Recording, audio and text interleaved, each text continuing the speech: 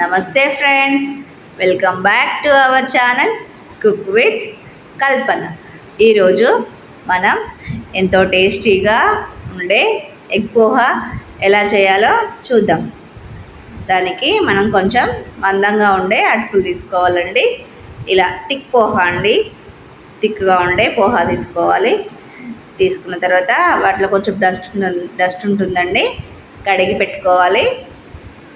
తర్వాత ఒక ప్యాన్ తీసుకొని దాంట్లో ఆయిల్ వేసుకొని, ఆయిల్ వేడిన తర్వాత కొంచెం జీలకర్ర, కట్ చేసి పెట్టుకున్న ఒక 4 పచ్చిమిరపకాయలు, తర్వాత చిన్నగా కట్ చేసుకున్న ఒక ఆనియన్ వేసుకొని బాగా ఫ్రై చేసుకోవాలి.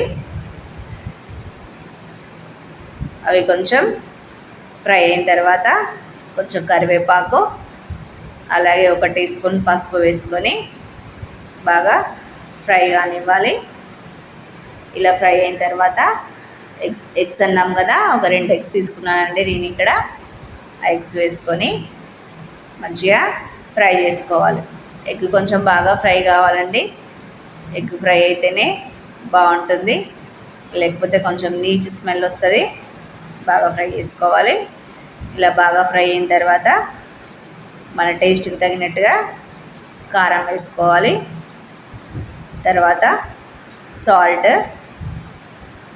మనం ఎగ్స్ కదండి, కొంచెం ధనియా పొడి వేసుకుందాం. కొంచెం ధనియా పొడి వేసుకొని బాగా మిక్స్ చేసుకోవాలి. బాగా మిక్స్ చేసుకున్న తర్వాత మనం కడిగి పెట్టుకున్నాం కదండి, ఆ వాటర్కి అవి కొంచెం మెత్తబడతాయండి. అలా మెత్తబడ్డ అటుకులు తీసుకొని ఎగ్లో వేసుకోవాలి. వేసుకుంటూ కలుపుకోవాలి. ఇది ఒక 15 మినిట్స్లో అయిపోతుందండి ఈ రెసిపీ. మార్నింగ్ బ్రేక్ఫాస్ట్గా అయినా చేసుకోవచ్చు, ఈవినింగ్ స్నాక్స్గా అయినా చేసుకోవచ్చు. Healthy recipe.